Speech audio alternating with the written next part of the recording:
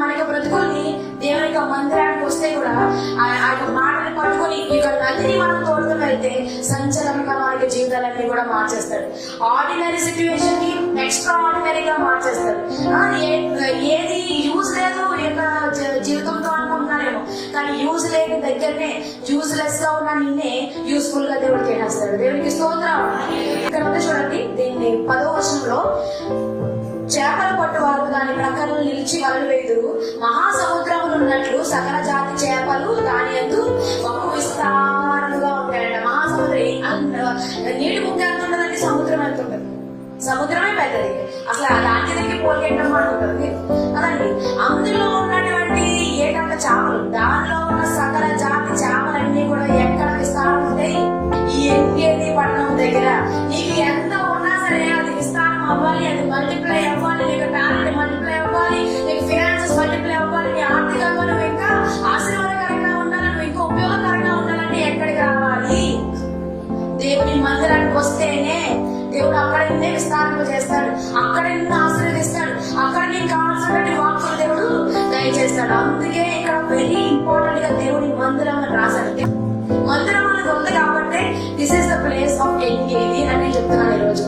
మందిరం నుంచి మీరు ఎక్కడైనా మీకు ఎంత ఉన్నా, ఎంత టాలెంట్ ఉన్నా, ఎంత మీకు ఇంకా మల్టిప్లై అవ్వాలంటే, మీకు జాబ్స్ లో ఏంటి, మీకు చదువులో ఏంటి, మీకు ఉద్యోగాల్లో ఏంటి, మీకు ఫ్యామిలీ ఇష్యూస్ లో ఏంటి, సిచ్యువేషన్స్ లో ఏంటి, పరిస్థితుల్లో ఏంటి, ఏదైనా మీరు సరి చేసుకోవాలంటే కేవలం ఇక్కడికి వచ్చి మాత్రమే సరి చేయబడాలి. దేవునికి స్తోత్రం.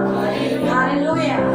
సరి చేయబడితే 12వ వచనం మీకోసం చదువుతున్నాను. ఏంటంటే, నదీ తీరమున 5 ప్రక్కల ఆహారం ఇచ్చు సకల జాతి వృక్షములు పెరుగుతాయి, అండ్ వాటి ఆకులు వాడిపోవు, వాటి కార్యాలు ఎప్పటికీ రాలిపోయే చెట్ల ఉంచడు దేవుడు నేను గట్టిగా. ఇంకా అసలు ఎవరైనా రాయేసినా సరే పడిపోయి లేనటువంటి కార్యం చేస్తాడు అనమాట.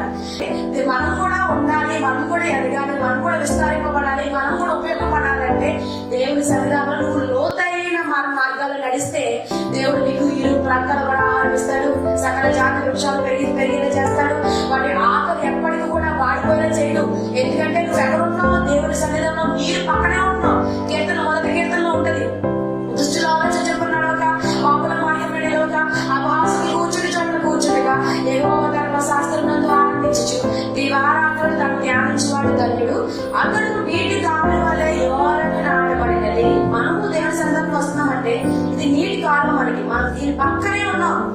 మీరు వేసుకోవచ్చు, మీరు వేసుకోవచ్చు మారిపోయేటట్టు నుంచి. అంతే, ఆశీర్వాదాలు ఆశీర్వాదాలు ఆశీర్వాదాలు ఆశీర్వాదాలు వెంబడి ఆశీర్వాదంతో దేవుడు మిమ్మల్ని దీవించుగాక.